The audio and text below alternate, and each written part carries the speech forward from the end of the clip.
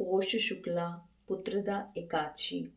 युधिष्ठिर ने कहा, भगवान, आपने सफला एकादशी का महात्म्य विधि पूर्वक बताकर बड़ी कृपा की।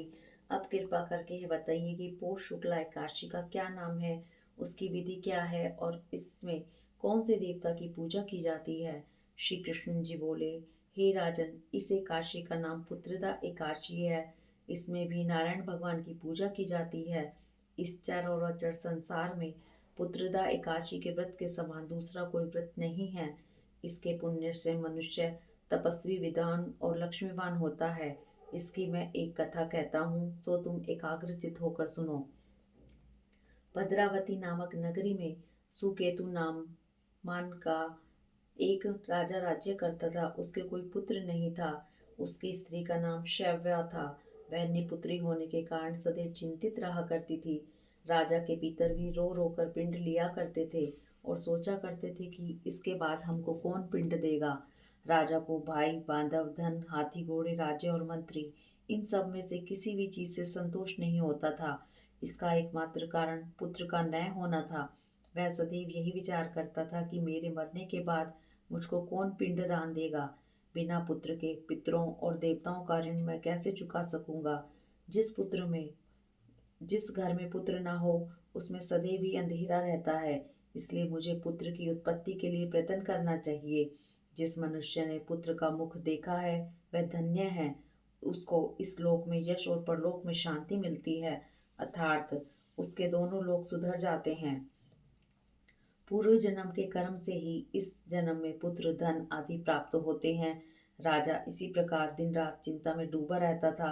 एक समय राजा ने अपने शरीर को त्याग देने का विचार किया, परंतु आत्मघात को महान पाप समझकर उसने ऐसा नहीं किया। एक दिन राजा ऐसा ही विचार करता हुआ अपने घोड़े पर चढ़कर वन को चल दिया और पक्षियों व वृक्षों को देखने लगा। उसने देखा कि वन में मृग, व्याघ्र, सुअर, सिंह, बंदर, सर्प आदि सब भ्रमण कर रहे हैं। हाथी अपने बच्चों और हाथियों के बीच में घूम रहा है। इस वन में कहीं भी गीदड़ अपने कर्कश स्वर में बोल नहीं रहे हैं, कहीं उल्लू ध्वनि कर रहे हैं। वन के दृश्यों को देखकर राजा सोच विचार में लग गया। इसी प्रकार उसके 2 पहर बीत गए। वह सोचने लगा कि मैंने कई यज्ञ किए, ब्राह्मणों को स्वादिष्ट भोजन से तृप्त किया, फिर भी मुझको यह दुख क्यों प्राप्त हुआ। राजा प्यास के मारे अत्यंत दुखी हो गया और पानी की तलाश में इधर उधर फिरने लगा। थोड़ी दूरी पर राजा ने एक सरोवर देखा। उस सरोवर में कमल खिल रहे थे। सारस, हंस, मगरमच्छ आदि विहार कर रहे थे। उस सरोवर के चारों तरफ मुनियों के आश्रम बने हुए थे। उस समय राजा के दाहिने अंग फड़कने लगे।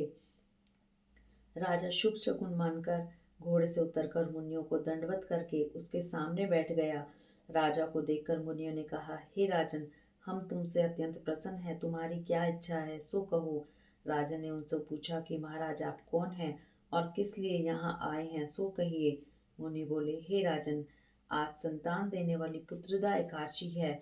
हम लोग विश्वदेव हैं और इस सरोवर का स्नान करने के लिए आए हैं।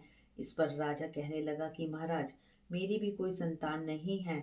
यदि आप मुझ पर प्रसन्न हैं तो एक पुत्र का वरदान दीजिए।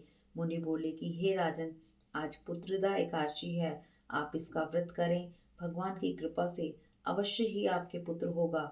मुनि के वचनों के अनुसार राजा ने उस दिन एकादशी का व्रत किया और द्वादशी को उसका पारण किया। इसके पश्चात मुनियों को प्रणाम करके राजा अपने महल में वापस आ गया। कुछ समय के बाद रानी ने गर्भ धारण किया और 9 महीने के पश्चात उसके एक पुत्र हुआ। वह राजकुमार अत्यंत शूरवीर, धनवान, यशस्वी तथा प्रजापालक हुआ। श्री कृष्ण भगवान बोले, हे राजन, पुत्र की प्राप्ति के लिए पुत्रदा एकादशी का व्रत करना चाहिए। जो मनुष्य इस महात्म्य को पढ़ता या सुनता है उसको अंत में स्वर्ग की प्राप्ति होती है। इस प्रकार एकादशी महात्म्य का 14 अध्याय समाप्त हुआ। फलहार इस दिन गो के दूध का सागर तथा फल आदि लिए जा सकते हैं। हरि ओम तत्सत।